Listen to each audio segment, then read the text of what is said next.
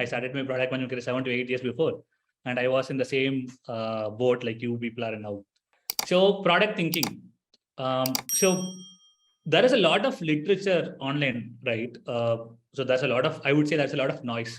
And always it becomes in this creator world, right? Like a lot of people are talking about various topics, and it becomes very important for us to pick the signal out of the noise. So that's why that's why people like me, like who like teaching, who like sharing, are doing it. Like I won't say that I am the best in the market today, but there are many people who are doing this really well. And another thing is, if you people are following me in LinkedIn, I would have told in the first post like 2 weeks back, like I don't understand complicated things. Like I've always struggled to understand complicated things. I've put in a lot of work and stuff. And in college and school, it was very different. Like I would have to learn the concepts and then apply it. But in the real-time world, like I figured out that complicated things can be made very simple, because end of the day, we are not building a rocket. Like always people say it's not rocket science. Actually, it's not rocket science. We are solving problems in a very simple way. Like that's what I want you people to get introduced. I'm not going to say that product thinking is circles, it's frameworks, so much, and that I'm not going to confuse you. I'm going to take a case, and in a practical way, I'm going to help you people on how to solve it, right? So before that, this session, we are going to look at what is a product first of all, because everyone has a different perspective, and I have thought about a very simple explanation which has worked out for me in last few years, and a lot of people understood what is a product through that explanation. Then I will introduce you to what is product thinking, how to apply product thinking, and we will solve it through a case. So that's what we're going to do. Like very simple, very straightforward, nothing fancy, right? A little bit about me, right? Like again, I'm not a very big person. Like I just started early in the product management career. That's it. Because in 2016, number of product managers in India were very less, but today there are more number of PMs. But at the same time, number of openings are also very high. I just looked into LinkedIn. At the moment, there are around 38,500 openings for product manager in India. So when I started, like there were around like 500, 600 product manager openings in 2016. So it has grown a lot. So I would like to introduce myself like a persona. Like all the product people talk more about user persona, right? Here is a speaker persona. My age is between 30 to 35. It's not a big range. I would allow you people to guess it. Maybe I don't have that. You can you may think I'm very old, but I'm not very old. Like in between. And I am from a tier 2 city. I'm from a place called Trichy, Tamil Nadu. And currently I live in a place called Bangalore. A lot of you know. So what I'm trying to say here is, like I understand users from tier 2 as well as tier 1 city, because I have transitioned from that place to this place. And I took a typical Indian PM route, nothing special. I was an engineer, and then end of third year, I figured out what to do after engineering. And I was very sure I should not do engineering after that. Then I went into data analytics, like a lot of us do, go into different areas. Then did an MBA, and as a result, like got some opportunities and became a PM.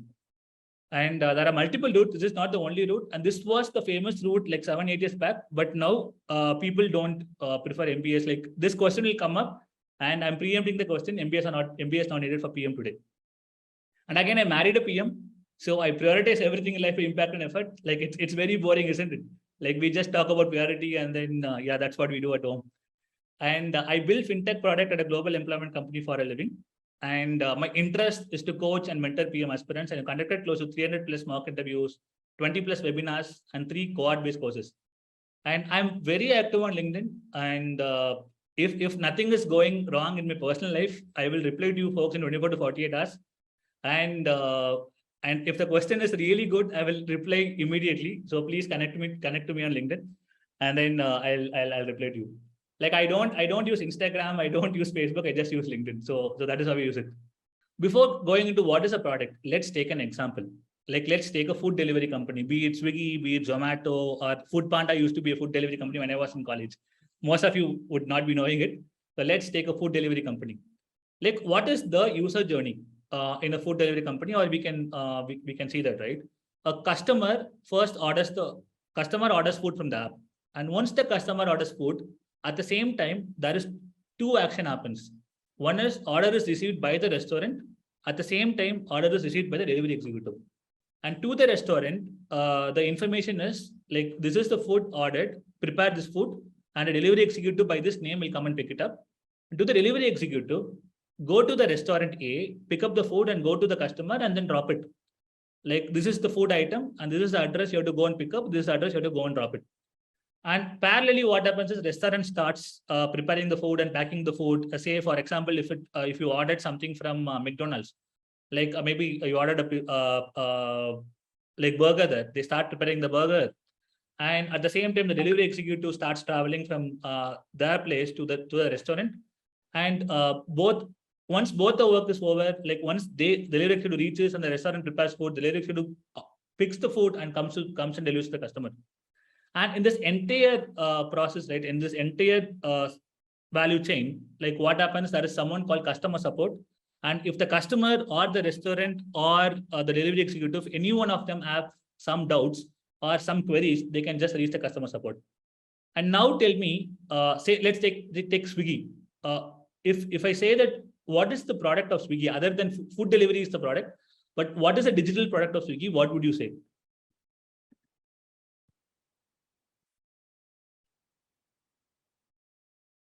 Okay, order management system, great. App, okay, customer app, great. Service, great. Search on the platform, great. Good answer. CRM, very good answers. Again, I didn't expect this because in the past, whenever I did this session, people would say that the app in which we order the food, that's the only product. But if you think and see, Swiggy has close to 100 product managers. Like, do you think 100 product managers work on only the customer app? No, right? Like, at this every point in the journey, right, in the user journey, wherever an improvement or a value can be added through tech or through process, then there is a product manager. And another myth, product manager can manage a product without even building a single feature, without even touching tech. Even if they work on improving the process, then a product manager can do that work. For example, in my work today, 30% I improve process, 70% I work on the product, like work on building tech solutions. We'll come to that later. So the customer orders food from the app. We need a product there. It can be a customer web app or a mobile app. And the restaurant receives the order. Then again, the restaurant, the hotel needs a product. It can be a restaurant web app or a mobile app. Delivery executive also receives the order. It can be delivery executive app, or it can be WhatsApp as well. It can be WhatsApp group. WhatsApp group also can be thought as a product. We can just send them the information, right? And the driver, we have to track the driver and we have to show to the restaurant as well as to the customer where the driver is. So driver tracking can be a separate product. And entire cycle, the customer supports three different stakeholders: restaurant, customer, and driver. And so customer support portal can be a product. So any place where you can improve the value chain, you add a value to the entire customer journey by improving their lives, then a product manager can be there.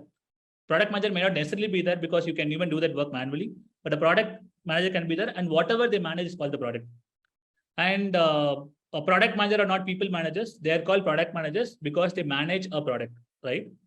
Naga, hi, good evening. Naga, what kind of a product Disney World sells? What kind of a product? Disney World sells. See, two different things. Disney World sells, see, that can be their offline Disney World where you can go and then play with something and stuff. And they also have movies, right? That is the product. But what we are talking here more about is digital product management. How do they distribute that? Through which app, right? Like they distribute through an OTT app or distribute it through some other like iPad app or something like that. That's where we talk about digital product management. Like then I can also say that ITC, what's the product? Biscuits are the product. Like ITC noodles is the product, right? Like, but here we talk more about digital product management, not physical product management. Hey Naga, can I give an example on top of this, on this in the Indian context? Yeah, who is this? I'm not able to see. Saurav. Yeah, Saurav. So I'm working as a PM with Ola Electric. So to answer the question, so the question was raised by someone, I didn't get that name. So see, if Ola Electric has to talk over here, our scooter is our product. Correct. But for, as Naga explained, it is all about product managers you see on LinkedIn posting and all these things, or who work for different companies in Ola.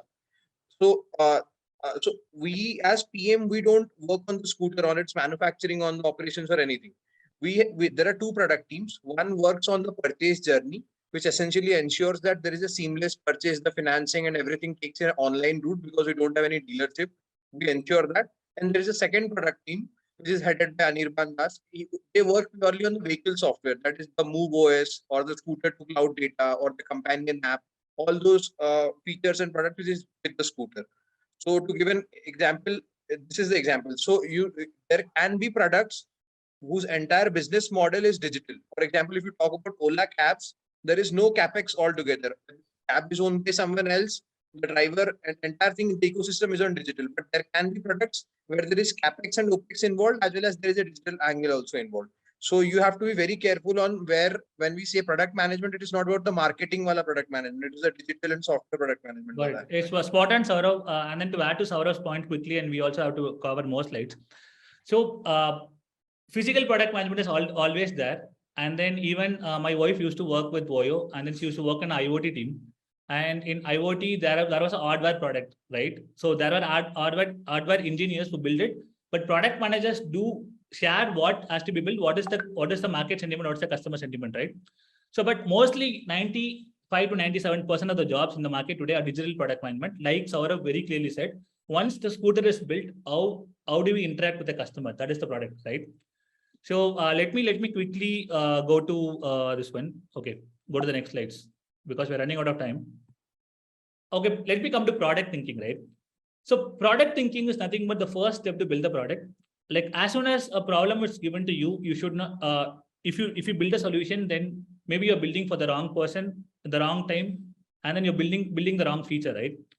So what you do is you do a deep thinking exercise. It is a structured thinking exercise, which pushes you to spend more time on the problem space rather than the solution space. I'll talk about it in the next slide. And it aims to solve real world problems by building meaningful solutions. Like I said, a triple RRR. Sorry, it's not a Telugu movie, but RRR is build the right product for the right audience at the right time, right? So we would have to understand the market, understand the audience, their pain points, their problems, what they want, and then build for it. Instead of just, I want to build, if someone at, for example, Bhavish Agarwal, if I thought that I want to build an electric bike, like he can't directly go and see that where can I get this components, where can I get the charger, how can I build it, and how can I assemble it. That is not product management, that is services. Like you would have thought about, like, is there even a market in India? Like, what are the customers needing? Like, what are the problems with the current scooters? And then you would have asked this team to go and do the research and then build it, right? So what I will help you folks in this session is, I will help you to understand how to perform product thinking in a very simple way. Like a lot of you people who have been preparing for product interviews are early PMs. You would have seen circles framework, no circles, no framework. Just a very straight, simple structure, right? Because I have used circles, by the way. I used circles 7 years back, and I have gone to interviews, and then in the interviews, in the middle, I have forgot what does I mean, what does R mean, and then I flunked the interviews. Like it's not college, it's not school. Do not memorize anything. I'll give a simple structure on how to solve these problems. So, like I told you, PMs are not idea factories. PMs are problem solvers. As soon as a problem is given to you, no one expects you to come and tell that what feature to build, right? So people, you would have to build more, you would have to spend more time on the problem space, go deeper into the problem, and then exactly figure out which are the important problems to solve and only solve for that. Like there is no point in solving for something which is not a problem at all. Like that is because you're solving, you think it's a problem. Like you would have to go deeper and understand what are the problems of the customer, then build it. Like how to do it, let's go and then see in the next slide with the case. Yeah, exactly. Ankita, product thinking is solving a problem, right? Solving a problem by thinking multiple things. I'll show you the structure and I'll explain you what it is. But the crux of it is you would have to spend more time on the problem space and then make sure you understand the problems and then only solve for the right thing. For example, I designed a course 1.5 years back for product management. Like I had multiple options to design from, but what I did was I chose a customer segment called early PMs. I went to early PMs. Did a research for 1 month. I spoke to them. What are their problems? What do they want to do? And then where are they facing problems? And also I spoke to aspiring PMs, like because there are multiple resources for them to read and study and stuff, right? Then I understood what exact problem they are facing and then designed the course, right? If I had designed the course keeping myself in mind, 6 years back, I was an early PM. 7 years back, I was an aspiring PM. If I designed for that Naggappan 7 years back, then it would not have been useful for people today, because that's a very different time period. That's a very different pain point, and I am different. Like, so I spoke to at least 20 people and then figured out that what are the problems, and then design this course, right? So let's get into the next slides. Let's get into product thinking. And now let's get into the structure for solving a product thinking problem, right? So like I told you that we spend more time on the problem space than on the solution space. Like, as soon as a problem or an objective is given to you, for example, in a company, like they tell you that, Naga, this is the, let's say Saurav is a product manager at Airtribe. Like, Navneet comes and tells Saurav, hey, Saurav, this, your objective for the year is to make sure that the learners have very good experience. And then when Navneet tells it to Saurav, right, Saurav will be clueless. Like, what do you mean by learner has very good experience? Like, how do I measure it? What is the goal? What do we want to achieve, right?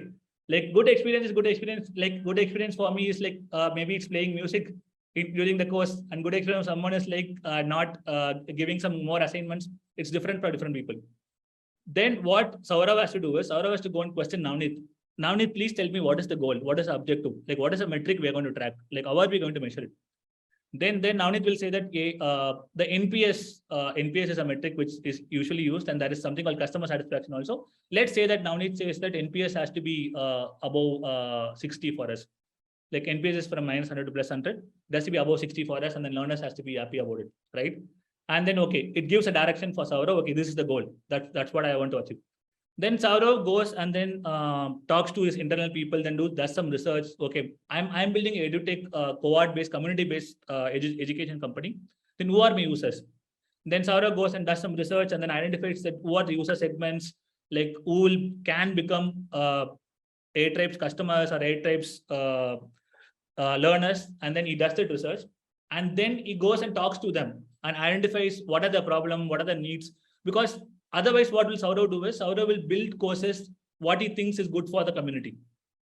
But he needs to go and talk to them and identify that what is exactly the problem in the market today, like, and then what format they want to study. Do they want to study on a shorter format or a longer format, 6 months course, or they want Udemy kind of recordings and everything? Then he goes and identifies what exact problem they have.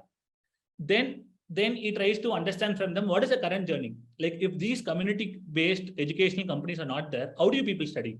Like, how do you learn? How do you learn from peers? He tries to understand that, and then he tries to understand from them what are the pain points you have in this current journey. Then, after gathering all this information, knowing that what is the goal, who are the users, like what are the problems, and what do they do today, and what are the problems in the current journey, then he prioritizes which has to be solved, right? And then he prioritizes the problems we solve, and then only he solves. Like, as soon as Navneet says that the students or learners has to be happy, Saurav doesn't say that, okay, I will build this feature, I'll build that feature, I'll build this course and stuff. He doesn't do that. He goes, spends some time, thinks about it, and then does problem solving, and finally come to the solutioning part. And this is the art of product thinking, right? Like, as soon as a problem is given to you, you spend more time on the customers and on the problem, their journey, and then you prioritize and solve for it. Like, this is what is product thinking. So if someone tells that apply circles, right, you won't understand what is product thinking, right? You will just say that C for cat or I for something, and then you'll start solving it.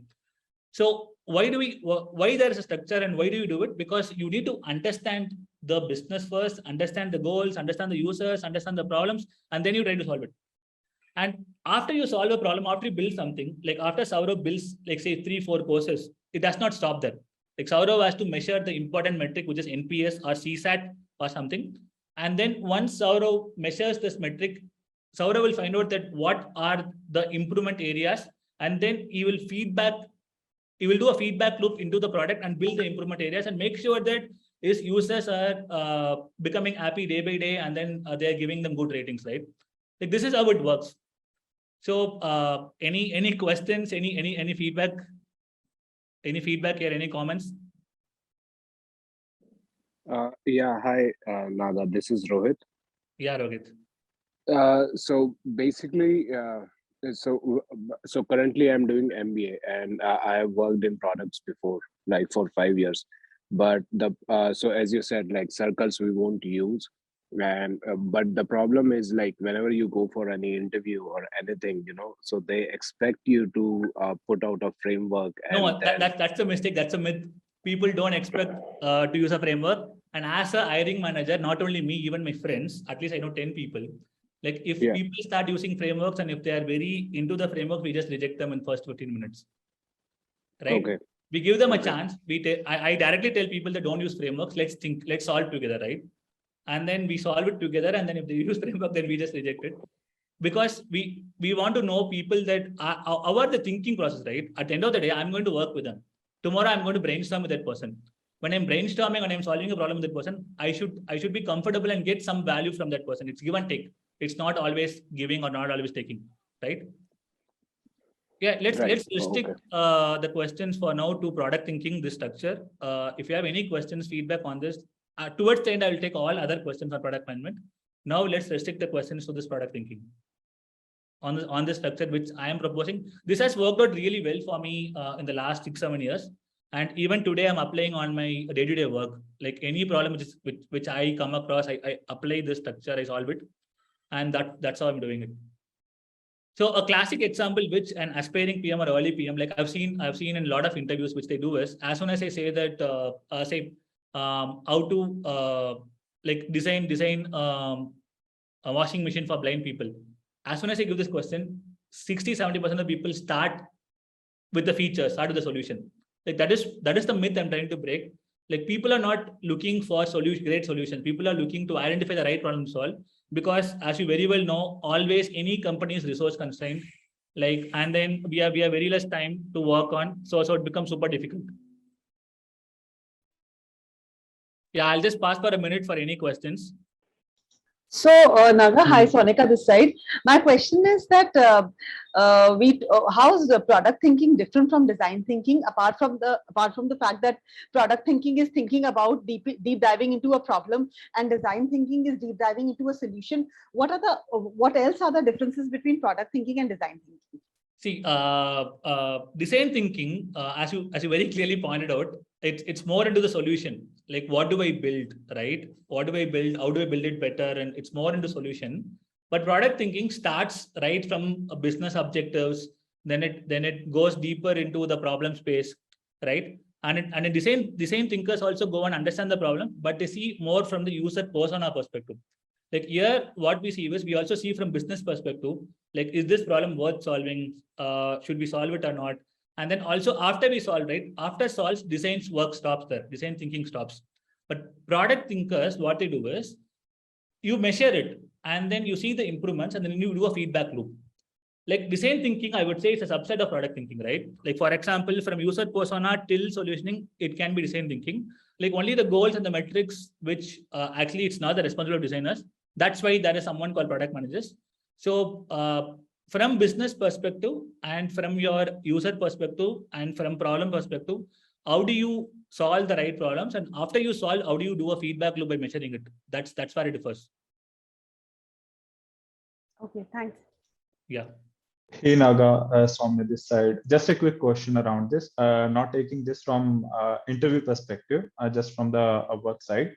Don't you think on the product thinking part, instead of just directly jumping on goals, we should take that whether this problem really exists? Because a lot of times, I think during my experience in the product, we just assume that their problem exists. Like even with the product managers. See, that's what I'm saying, right? You have to spend more time on the problem space.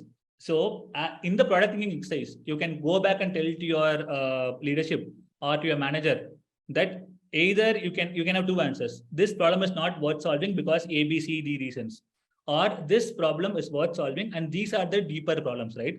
That's why I meant by spending more time on the problem space. Like if you figure out that the problem is not worth solving, what happens is you stop here itself. Like you identify problems and you figure out it's not a problem worth solving, you go and then you try to identify the right problem to solve, right? But if you figure out that it's right problem to solve, then you go deeper and then try solving it. Got it? Cool. Let me quickly take a case because this is what a lot of you people have come for. Like in this session, next 30 to 40 minutes, we are going to design an app for Swiggy delivery executives.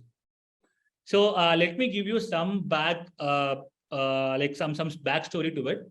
Like let's assume that we are in the year 2016, and a lot of you folks would have been in college that time or in school that time. In 2016, Swiggy is launching for the first time, and the launch location is Bangalore. They have already built the customer app and the restaurant app. Both the apps have been built, and the delivery executive app is not built. So currently what's happening is the customer orders food on the customer app. The restaurant receives a notification, but the delivery executive has not received the notification. How it happens is the customer support executives, they send a message to the delivery executives in the WhatsApp group. What they send, they go and send that from this restaurant pick up and to go and deliver to this address. And this is the food item, say dosa. Dosa has to be picked up from A to B, Adyar Andabavan, and then deliver it to Indira Nagar in Bangalore. Indira Nagar, this address in Bangalore. Like that's how it is happening today. And Swiggy is facing a problem that they are getting more number of orders from customers, but they're not able to fulfill it. And let's assume that they, like the previous question, they did some high-level research. They figured out that like they are not able to deliver more orders because the communication from the customer support executive to delivery executive is taking more time. So they want to deliver more orders. And another thing is they also figured out that they are not having more delivery executives in the platform because they manually onboard them.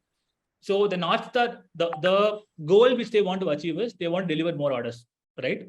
That is the goal they have in mind, and they have done proper research. Let's for the sake of simplicity and to cover this case in 30-45 minutes, like let's not get into that. Should they build an app or not? Like they have decided that they have to build a delivery executive app. And any questions or any feedback on these assumptions? Like if you're not understanding the problem, like just ask me. I'll explain one more time.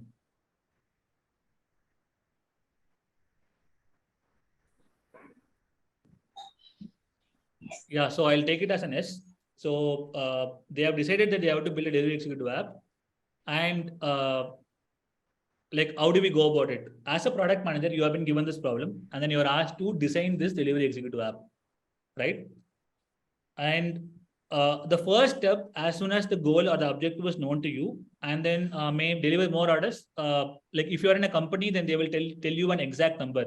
Increase the number of orders from 50 per day to 200 per day. Maybe they'll give an exact metric that will be useful for you to go deeper and then identify the correct problems, right? Let's get into the user persona. Sorry. Like now, can you folks say that? Can you explain the user persona of delivery executives? Like how does this user look like, and who are these users? Can someone take an instead of talking, can people put on comments quickly? Like who are the users of this delivery executive app, and then can you explain that users? Yeah, fine. Some students, great. Food lovers. Okay, food lovers may not be this because they're going to deliver food. Okay, delivery boys is correct, but okay, gig workers, correct. And they can read, write a native language, spot on. Technology preference students, okay, part-time workers, great. And before getting into explaining them, I will tell why we need to understand the users, right? Why we need to understand whom we are building for. For example, let me get to that and explain it in a better way. Like what I'm saying is, my Swiggy delivery executive, let's take a persona. Delivery executive called Don Prabhu. Don Prabhu is a delivery executive and a gender is male. And since I am launching for the first time as a Swiggy PM, I am just considering only males. I'm not considering females. So, but female will also deliver because we don't get more females. We are considering male for the MVP or for the pilot project. And their age will be 20 to 40. Why 20 to 40? Because to become delivery executive, like you can go and cycle, but if you have a bike or a scooter, it will be easier. So 18 is the age when you get the license. So giving a buffer and at least 20 years of age. So people would have done that school at least. And 40 because it's a very intensive job. Like it becomes difficult for people to travel throughout the day above 40. So I'm just keeping an age of 40. And education is greater than 10th. Why greater than 10th? Because they would have to interact with multiple stakeholders, interact with the customers, interact with the restaurants, interact with support. So they should at least know to talk and then interact with these people.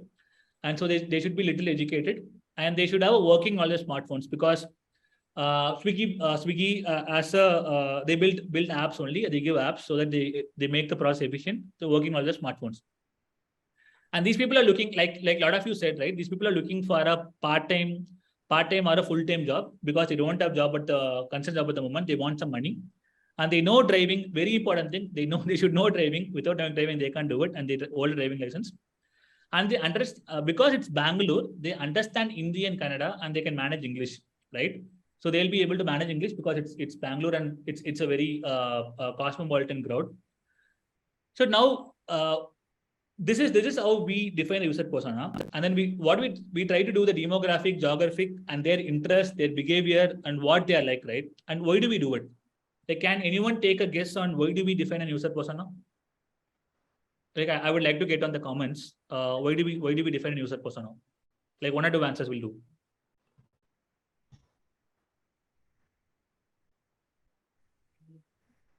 Okay. All near answers. I will try to explain. Like, if I just don't understand, right? If what if I end up building for gender male and 20 to 40, you or me, like most of us, right? Most of us, other than ladies in the group, most of us will come into this persona. Like, if you're building an app for me or you, right?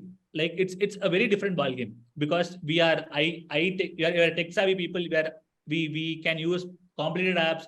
We know English really well, and then we can understand, talk well, right? And then so it's a different persona. But if you're building for someone like delivery executive, like who are less educated, and then people who can't talk English, like who find it very difficult to understand technology, building for them is different. So first of all, understanding a persona also is important, because you have to build for the right person, right? So for example, that's an app called Apna. Like, Apna is for blue collar workers. Sorry to use that word. I don't like that word, but they call it that way.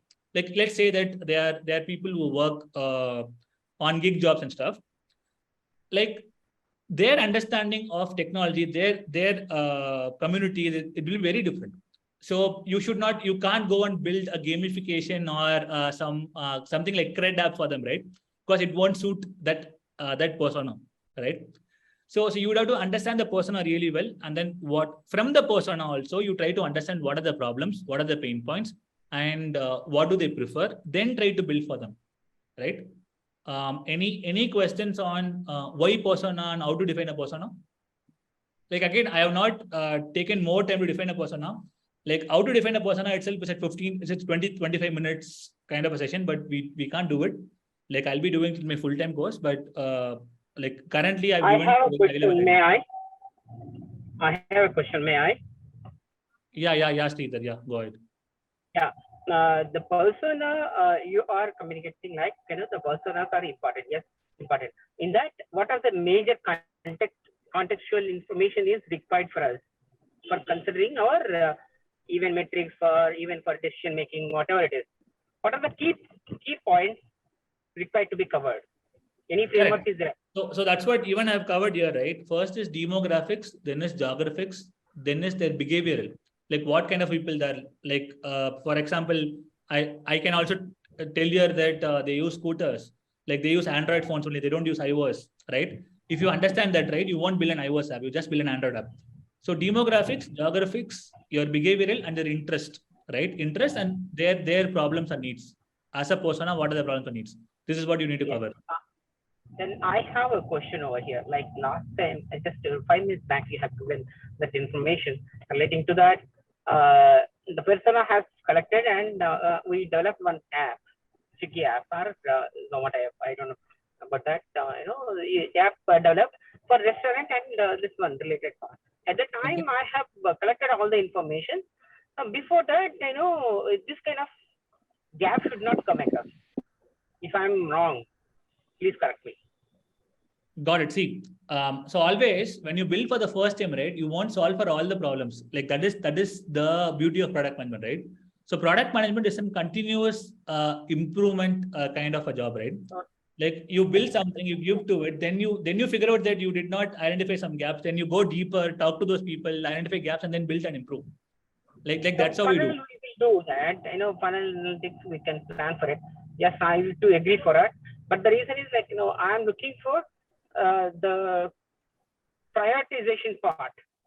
I will come to that. No, that. I'm coming to that. I have not prioritized it. Yeah. I was just talking about personas. Yeah. Okay, thanks. Cool. Thanks. So now you got I think you have got a very high level idea of why personas, because you have to build for the right people. For example, I spoke to people who wanted to become PMs or who are aspiring PMs or early PMs. Because if I talk to someone who want to become a salesperson, right? Like I would not be building for the right person. Like my course content will be very different. Like that's why I should know about who are my users and I should talk to them, right? So these are my target users, or these are the users who are going to use my product. In my case, my product is my course, right? So that's how I'm doing. And let's think. Okay, we spoke about the persona. Can you think now relate these two things, right? They need to deliver something. Delivery is their job, and this is the characters of the persona. And what can be the pain points or the needs or the problems this combination can face, right? Like this persona during delivery, what all problems can they face? What all pain points they'll have? Can you people take some attempt?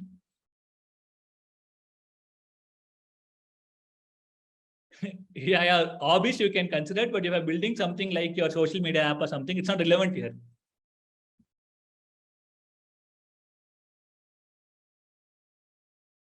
Got it. Not knowing great answers, understanding navigation, timing of delivery, very good.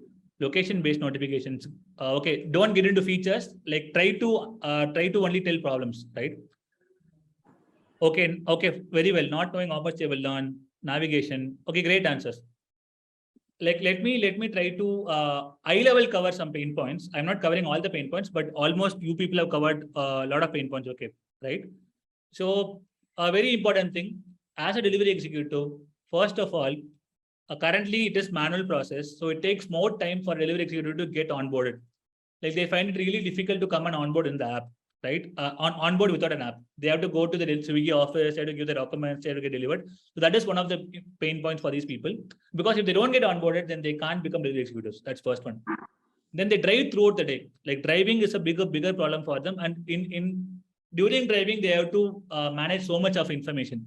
Like where to collect, where to go, what to collect, and all those things, right? Driving is an important problem for this persona. Then they may not know all the address locations. Very well put navigation. Like they may be new to the city, or they may not be from this part of the city.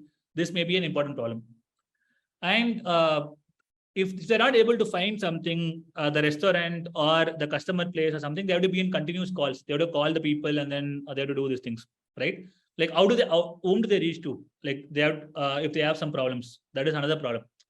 And they're not fluent in English. Like they know some broken English, they can manage English, but they're not fluent in English. And next one is visibility of daily performance earnings. Like they would want to know that. Like currently today, when they're working in WhatsApp, right? They don't get it. Like only in the end of a week or end of a month, they get that, right? And to identify pain points, you also do something called user research. Since we're trying to solve a case and trying to understand producting through a case, I'm just giving out points like which can be the problems. Yeah, very good pain point side. Mobile data not good in 2016. Like that's a good point. Yeah, but again, coming to one important thing here, that can be 100 pain points, but some pain points will be important, some won't be important. And out of the important pain points also, something like mobile data, some will be in the control of the company, some won't be in the control of the company. So some company can solve, some company can't solve. And if they let me get into a solution, if mobile data has to be solved, the solution is not increase the speed of the mobile data, right? That's not a solution. Solution is make sure that your app or your product loads even in slower connections. That is a solution, right? So this is how it is. Like problem has to be identified. Solution can be 100 solutions, right? That's why we tell that always spend more time on the problem space. Try to identify the right problem to solve, and then after you prioritize the problems, then get into solution. Yeah, great one side. Excellent factors like weather can't be solved, but Swiggy can what they solve today, right? But how can Swiggy solve it is, they can tell the customer it's raining, do you want to order now? And it can tell the delivery executive it's raining, can you wait and go? Yeah, correct. They can give raincoats. That's a solution. But even the route, even before the customer orders, they can tell customer that do you want to order or not. Today they do it. They didn't do it in 2016. And again, that's not an important problem. So Swiggy did not solve in 2016. Swiggy solved this problem in 2020. So that is where it comes from. Got it. Any questions on pain points needs and why do we need pain points needs?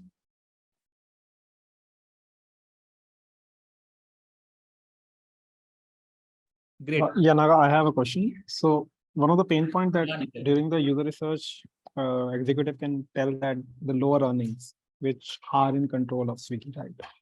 So Which one? lower earnings per day, or let's say Correct. per month. So- Correct. which is very much into the control of the company. correct, So yeah. do we consider this while working on this project or this app? Yeah, see, lower earnings, going to the route. How do they know? Like even to know that they have lower earnings, they have to have a visibility first. Like I need to know what I'm earning first. That is the important pain point, the root pain point, right? After that, these are all second order effects. If I know the visibility, then if I think that I'm earning low, then I go and talk to them.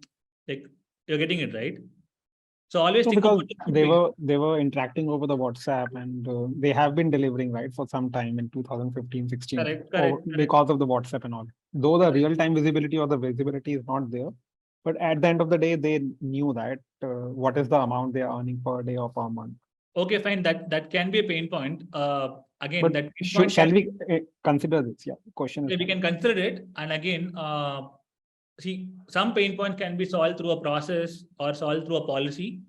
And then some pain points can be solved through tech. And this pain point can be solved through policy or solved through some structure or some construct in how they pay out. You're getting it right? So you divide the problems, and some problems will be solved by some other stakeholders. You just pass it on to them. Okay. Got it?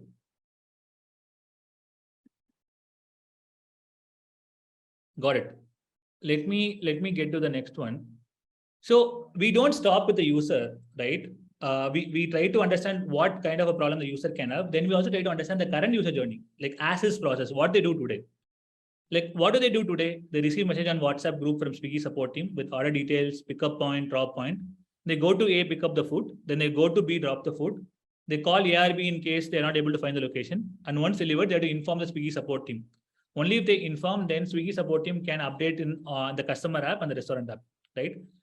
So why do we see the current customer journey, right? From the current customer journey also, you try to identify what are the improvement points. Like where can I solve some problems so my user, delivery executive can efficiently deliver orders. And if they're able to efficiently deliver orders, then I'll be able to deliver more orders. So very simple math we'll do. Like if the delivery executive is able to cut down the time taken to deliver by half, right? The number of orders they can deliver will increase by 2x. But there are some constraints. The number of orders which the customer orders has to be 2x. Let's assume that customer orders 2x orders, but we are not able to deliver. But so we are cutting down the time in which they deliver to half, so they can deliver 2x orders. So to achieve this, we can also see the current journey, and then we can see that at which point we would have to improve the process, improve the way the delivery is done through product or through process, so that we can achieve this metric. Like that's why we look at two important things. First, we look at what is the problem you're solving. Then we look at like high level problem. Then we look at who are the users, what is the current journey, and then the pain points from the current journey as well as pain points for the user as well. We do these two things. So I was asking that any question on why should we use the current user journey? Like why should you know the current user journey? Any questions? Like someone. Naga, one question. We are only considering one user here. When we talk about user persona and user journey, shouldn't it be all the users which are benefited with that app? So we are building for one user persona, right? So I'm concentrating on that user persona. Like what you're asking is, because we build this app, there will be some changes in all other apps, right? Like let's not get into that. It will complicate the problem. Okay. Like that's a very great question. Like this is one thing which a lot of product managers don't do even when they have 3-4 years experience. So when you're building a delivery executive app, there will be some changes happening in the customer journey. There will be some changes happening in the restaurant journey. Very valid point, but let's not complicate that. Let's only talk about one journey. Got it. Thanks. Yeah, thanks, Josna. Yeah, Sanyam, we do draw multiple journeys. So what we do is, first of all, as a product manager, we try to solve for something called happy flow, which is the very 80-90% of the users use this flow, right? And then we try to come up with the edge cases or the corner cases, right? We try to come up with them, and then we solve for them. And always what we do is, again, we use this Pareto principle. We solve for 80% of the users, and then we think about 20% of users. Because if some problem is not bothering 80% of users, I won't spend time on solving for them. Yeah, for everyone, Mom Test is a very good book. I have been reading it for the last 2 weeks. It's really good. You should read about it. Like, even if you're not in product management, even if you're in sales or you are in some other role where it's a customer facing role, you should read that book. What I do is, right, and then this is not necessary, but this has been useful for me. And then my team also has started following it for 2-3 years now. So after you identify the problems, right, you try to categorize them into themes. Like, everyone doesn't do it, but it's good to do. You categorize them into themes. So if you categorize into themes, what happens is you will know which theme you're going to concentrate on, and then you can build solution for that. Like, what I try to categorize is, like, they are not able to onboard faster, so I want to build an onboarding flow in my product. So onboarding flow is a problem. Then navigation is a problem. Then voice support is a problem because these people drive throughout the day. Like, I try to categorize it. Then call support is a problem because they have to call customers, call the restaurants, call the support, customer support, and so on. And since these people, as a persona, they don't know how to use complicated apps, so use as simple as a theme in which I had to solve. And finally, these people don't know will know very less English, so use vernacular support as a theme. So all the problems, right? You can have 100 problems. I try to categorize them into 6 themes, right? And then I try to prioritize which theme is very important for me. I try to pick it up. Like, there are 2 ways in which you can prioritize. You can prioritize only 4 themes from, like 3 or 4 themes from this, and then solve for the theme entirely. Or you can pick up few problems in every theme and solve for it. It depends on your business goal and your customer problems, and which is very important to build. Like, that's why I'm going to categorize. But what I'm going to now show you is how to prioritize, right? So prioritization is a very important technique. And then another important tip: please don't get into this RICE model or Moscow model, or don't go and confuse yourself. Like, a very simple 2x2 matrix: impact versus effort. Like, always you see this, right? Like, whenever you want something in life, like even if you want to do ISRDs, right? What is the effort I want to put? What is the ROI I'm going to get, right? That's what you see always. Like, impact versus effort. And this is a scientific way of doing prioritization, but prioritization is a mix of broadly 3 different things, which I have always seen. One is science, where you see impact and effort, where you measure what can the impact be, what the effort will be, and then you do it. Then it's an art, where you have some gut feeling that, okay, this is a problem has to be solved. You don't have data to back it up, but you think that, okay, this is a problem to solve. So it's an art. And third one is identifying immediate problems to solve. Basically, there can be some burning problems. Like, if you don't solve this problem, your customer will leave you. Like, then you don't get into this any scientific method or a creative method. You just go and solve it, right? For example, in Zoom, right? Like, if the chat is becoming a problem, chat is an important part of your communication in Zoom. So they will just go and solve it. They won't go and do any analysis. So an impact is basically, I will explain what is North Star metric towards the end. It is in terms of North Star metric. In our case, North Star metric is number of orders, right? And or the efficiency of time set. It can be any metric. Impact is any metric which you're going to achieve. And effort is, you need to consider the overall effort, like your research effort, your product management effort, your development effort, your launch effort, everything. Like, entirely how much time it's going to take from your problem identification till your launch. Like, what's the effort? Like, that's how you prioritize. And once you prioritize, what you do is you plot them into this 2x2. If impact is low and if your impact is high and effort is low, it is easy win. Like, that is the first thing which is should concentrate because you're putting less efforts but you're getting high impact. Like something like people said, right? Crypto. Like crypto, you're going to get so much returns. Like you just need not put any time, something like that. And if your impact is low, effort is low, then it's going to be an incremental win for you, right? Like it can be a smaller win, but again, you can consider building it because its effort is low. And your impact is high, but your effort is also high. Then it will be a big bet. Like something like you're revamping your entire product, but you need so much time to do it, but your efforts, your impact also high, so you do it. And then the fourth one is money pit. Like your impact is super low, but effort is super high. You try not to pick up this quadrant. You try not to build this. Like you build only if it is really pressing and then go to it. Like numbers are easy wins are first, then incremental is second, big bet is third, and money pit is fourth. This is how we try to build it, right? Let me show you through an example. Like what I'm doing is, like again, don't go into why it is in this quadrant. I'm just trying to plot different things into the quadrant. Like 1, 2, 3, 4, for example, onboarding flow. Like onboarding flow, impact is very high and effort is low. It's just building a flow in the app. So I put it as 1. And navigation, your effort is little bit more because you have to integrate with Google APIs and stuff. But your impact is super high because navigation is the crux of the product. So I'm putting it as super high 2. Then your ease of use or simple UX, right? That since the persona itself can't use complicated products, like that is important, but your effect is high because you have to put more effort in research. The same team has to spend more time. If effort is high, impact also high. So I'm putting the 3. And effort is not very high, but it's little high, right? So I'm putting the 3. And your voice, your call support, like call support, your impact is not that great. Like, but your effort is also low. So I'm putting this incremental, and it's a good to have thing. And your vernacular support, effort is super high and impact is low because what I said is the persona which we have today, they know working English, like they can manage English. So impact is not super high. So it's point number 6. And let's not get into the debate of why I have plotted this into different areas. Like this is for illustration purpose. Like I have tried to show you that this is the way you can plot and prioritize, right? Like just ask me question on this prioritization process. If you have any questions, like let's not get into why 5 is here, why 6 is here, right? Ask me questions on if there is any doubts on the prioritization process. Hi Naga. I have. Yeah, hi Vidhi. Yeah. Hi. I have a question.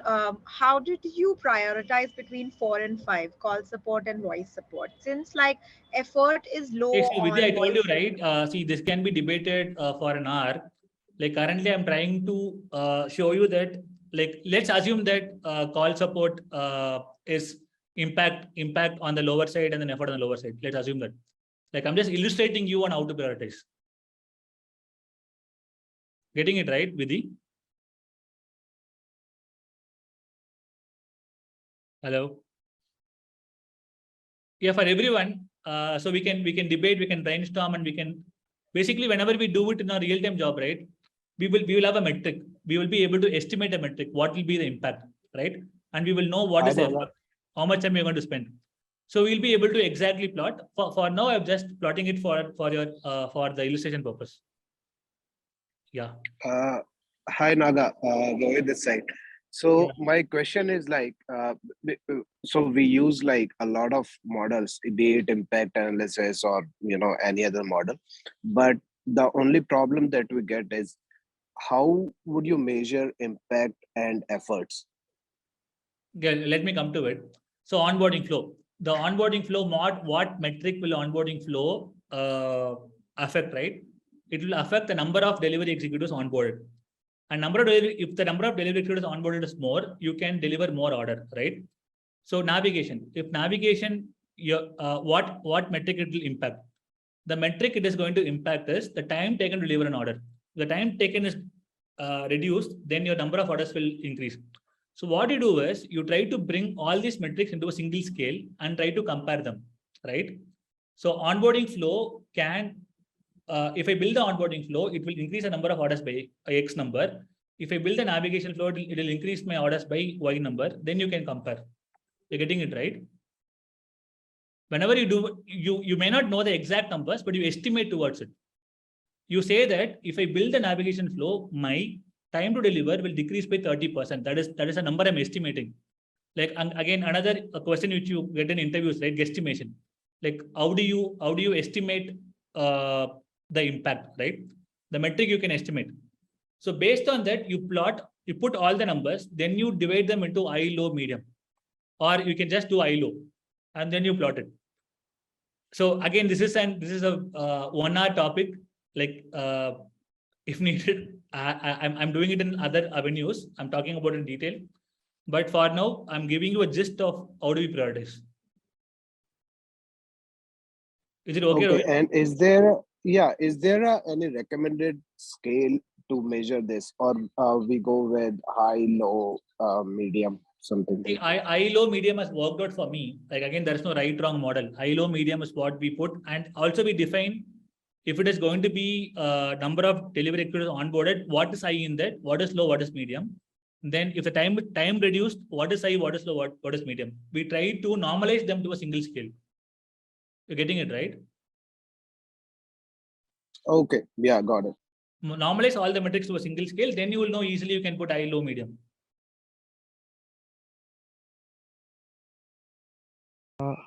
Hey Naga, just a small question. This is Hari here. Yeah, Hari. So it is clear to me that from this quadrant, I mean, you first execute easy wins and followed by incremental, and you avoid money bet. So when you come to big bets, so how do you choose between whether like going ahead with it or not? And like, can you give me an example from your experience where you have done this? In my experience, right? Always all your engineering initiatives will come in big bets. So for example, if the engineering team comes and tells that I would have to increase better my loading time, the app loading time, right? Like always, that is high impact, obviously, because if you build it well, then loading time is less, then customer will be happy. But it takes so much time, effort is more high. Like what we will always try to do is in early companies, always try to do easy wins because you will have number of developers less in the company. So we have always had a fight. There will be some product managers who are very business focused. There will be product managers who are engineering focused, tech focused. But as a good PM, you have to be balancing between business and tech. Like you would also know about the good things about tech, which are big bets, and you should know about the business which is needed for the business. That is one thing. And then some other thing which can be big bet is if you are trying to invest in a new area. For example, if Airtribe initially had only courses, then they wanted to invest in these kind of workshops so they can do something good for the community. And when they wanted to invest into workshops, then that is a big bet for them because it's very different from their core product, which is their courses. So it would have been a dilemma on whether to improve the courses or invest on this big bet. Like again, when you're prioritizing, right, you don't prioritize alone. You do it with all your stakeholders. So in your company, you do a brainstorming and then you come up with it. And a pinch of art is also involved. Like so as a company, as a team, you take a decision that okay, let's invest here. Let's invest on this big bet this quarter. You take a call there. But before taking that call, you need a structure. So this framework allows you to give a structure. Not framework. This 2x2, this structure allows you to give a structure for all the conversations, right? So if you just go and talk on the air, like, okay, I need to do this tech initiative or I need to do this business initiative, then you won't be able to converge to a point. But if you know the numbers, this is the impact, this is the effort, this is where it's affecting the customers and this has to be solved, then you will be able to do a very convergible discussion in the meetings. All so right. After you prioritize, what I've done is I have taken only one prioritized problem to solve it, onboarding flow. And whenever you go to solution, right, a very important skill is important during solutioning is you would have to be detail oriented and you would have to give attention to detail, right? So if it's onboarding flow, you can just say that log in via Google and then let's log in and then let's get people inside. But you will miss out on multiple other things. You would have to think about every point in the customer journey when they do the onboarding flow. They would have to install the app. That is very important. That's the first step. Like they would have to install the app, then they have to sign up. Then they enter the mobile number or Google sign up or email. Then if it's mobile number, then you have to ask them for an OTP. And after they do all those things, an account is created. And after account is created, we have to do the KYC process. Like what to do in every KYC process, you should be very clear about it. Like that's why in solutioning, I'm saying that you have to go deeper into every point, right? Like I would just pass on the slide for a minute so you can ask any questions you have on solutioning. Yeah, so when you go to solutioning, right, what you do is you take that problem to be solved and you know that problem really well today. Like onboarding is a problem. And for onboarding to happen, what all you should do, right? Like you should make them install, make them sign up, and sign up, you have to give them multiple ways or single way, you have to decide that. Then once the account is created, then what you have to do? Like you have to do a KYC process, collect the documents, then verify it, and then onboard them. Like this is how you do solutioning for every point, right? You take that and then you go deeper and then think like in the journey level, every granular point, what to solve.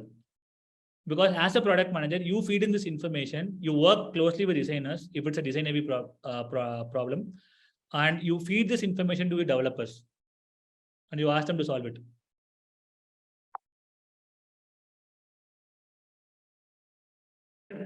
After you solve, and as I told you before, once you solve the problems, it does not stop there. You would have to measure your progress. And after you measure your progress, you would have to feedback the improvement areas. And again, the problem identification happens like on once you measure, then you go and prioritize the problems, you solve it. Again, the cycle happens. Like product management is a never-ending process because now you can think that Microsoft Word, it's built, right? Why they have again product managers there? Because on day-to-day basis, they improve their product. They keep on improving their metrics and improve how it is working, right? And let me go to metrics now. How are we going to measure? Like something called North Star metric, right? What is North Star? Like North Star is a guiding light which gives you a direction, right? Like this is one of the posts which one of my learners put. That was really good. I learned from a learner. Like North Star is a guiding star which allows you to navigate when you're lost, right?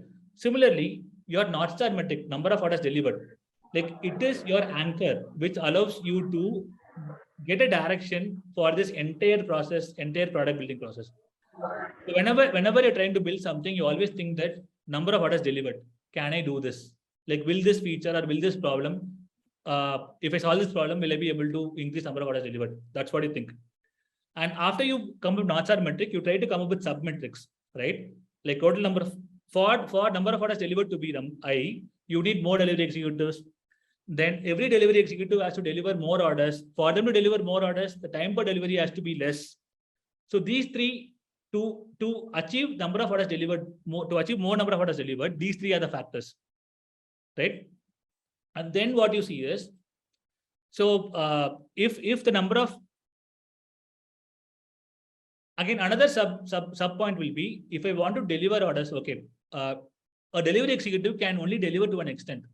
Like even if I do efficiency improvement, like even if I reduce the time by 80%, maybe they can deliver only 20 orders.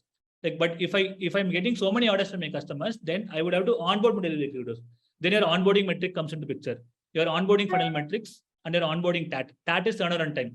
Like once a delivery executive comes and signs up in your product, and how much time they take to, how much time you take to onboard them and then start giving them orders. That is onboarding TAT. And finally, next one is feature usage metrics. You build a bunch of features like navigation, your voice support and call support, and so many things, right?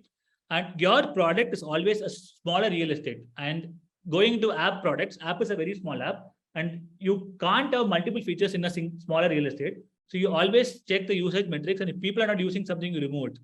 Like for example, LinkedIn came up with LinkedIn stories. People are not using it. LinkedIn remote LinkedIn stories, right? So that is how it works. So I'll try to go deeper into the funnel metrics. Overall funnel is delivery executives onboarded, they logged in, they received an order, they picked up the order, they delivered, and they marked the delivery. This is their entire journey's funnel.